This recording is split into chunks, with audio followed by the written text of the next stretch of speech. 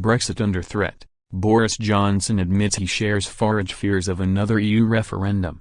The concerns of the Foreign Secretary come after the ex-Ukip leader announced last week he thought it might be necessary to hold a second Brexit vote to silence Remoaners. The Tory Minister is said to have admitted to friends he is worried the establishment will increase their efforts to frustrate the divorce process throughout 2018.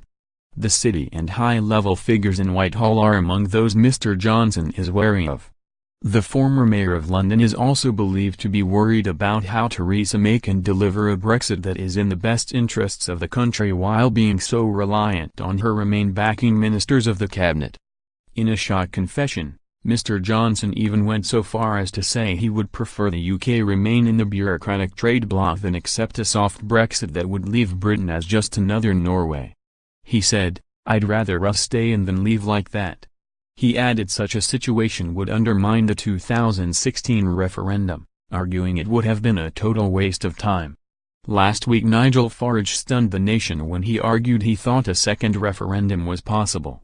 Warning Brexit supporters to get ready, he said on Twitter, "It's the last thing I've ever wanted, but I fear it may be forced upon us. We have to be prepared." He claimed a second vote would see an even bigger majority for the Leave campaign and silence the whinging of Remainers for a generation. Making similar arguments to the Foreign Secretary, Mr. Farage warned some members of the establishment were willing to fight Brexit all the way. In a TV interview he said, "What is for certain is that the Cleggs, the Blairs, the Adnises will never give up. They will go on whinging and whining and moaning all the way through this process.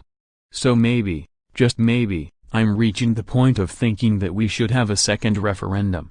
I think that if we had a second referendum on EU membership we would kill it off for a generation."